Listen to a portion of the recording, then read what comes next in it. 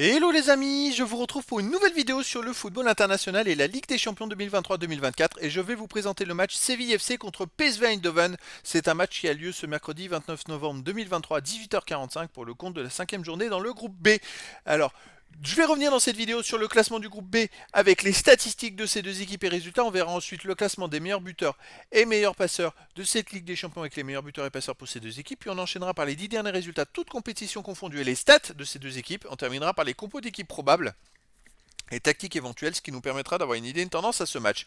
Pour ceux qui souhaitent voir ce match à la télé, sachez que vous pouvez le voir sur beIN Sport 3. Alors au classement dans le groupe B, les amis, le PSV Eindhoven est deuxième avec 5 points, avec une victoire, 2 nuls, une défaite, 4 buts marqués, 7 buts encaissés, moins 3 de différence de but. Séville FC de son côté, quatrième avec 2 points, 2 nuls, 2 défaites, 4 buts marqués, 7 buts encaissés, moins 3 de différence de but. Ils ont la même attaque, même défense, mais ils ont 3 points d'écart au classement. Et donc, à noter, pour information, que au match aller, il y a eu entre Séville et le PSV, pardon, au PSV Eindhoven 2-2. PSV Eindhoven Séville, il y a eu 2-2 au PSV Eindhoven. Donc c'est un match très serré. Séville peut encore jouer la qualification, parce qu'à la dernière journée, il joue à Lens en espérant d'ailleurs qu'Arsenal fasse quelque chose contre Lens et contre le PSV Eindhoven. Mais donc comme il joue à la dernière journée à Lens, Séville, il pourrait éventuellement jouer la qualif en battant le PSV Eindhoven. Il passerait devant le PSV Eindhoven, après jouer à leur qualif contre Lens. Donc tout est possible encore dans ce groupe. Après, bon, Arsenal, pour moi, ça va être compliqué qu'ils finissent pas premier.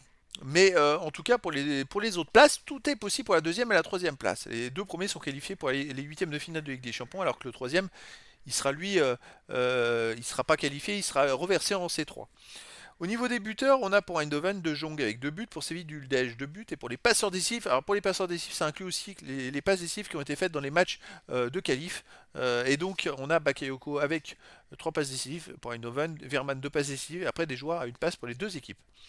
Au niveau des 10 derniers résultats, toutes compétitions confondues, Séville, bah, c'est qu'une seule victoire en 10 matchs, 6 nuls, 3 défaites, 14 buts marqués, 15 encaissés, moins de différence de but. La seule victoire en plus, c'est à Quintanar en Coupe du Roi.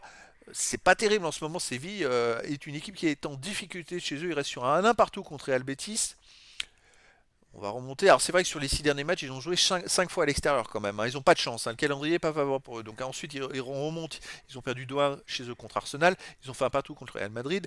Ils ont fait 2-2 contre Rayo Vallecano. Et ils ont affronté des grosses équipes quand même. Mais voilà, c'est compliqué pour eux. PSV Eindhoven de son côté sur les 10 derniers matchs, 7 victoires de nul, une défaite, 29 buts marqués, 8 buts encaissés, plus 21 de différence de but. PSV c'est très costaud.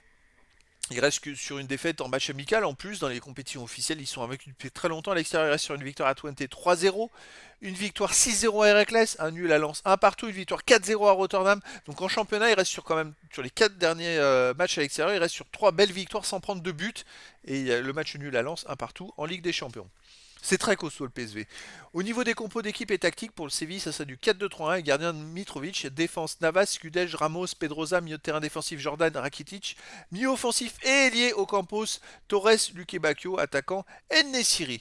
Et pour le PSV Eindhoven, du 4-3-3 et gardien Benitez, défense Dest, Boscagli, Silva, Tez, milieu de terrain Verman, Schouten, Thiel, attaquant Lozano, Jong et Bakayoko. Donc voilà, le décor est planté entre ces deux équipes. Je pense un petit avantage quand même pour le PSV, mais après dans le foot tout est possible. Et n'oublions pas Séville, l'agnac qu'ils ont à chaque fois, ils sont reversés dans la C3 et à chaque fois ils vont gagner la C3 sur les 15 dernières années. Ils l'ont gagné je ne sais pas combien de fois. C'est une équipe qui sur un match est capable de tout. Donc les amis, je vous donne rendez-vous ce mardi 29 novembre 2023 à 18h45 pour le match de la cinquième journée du groupe B dans les Ligues des Champions 2023-2024.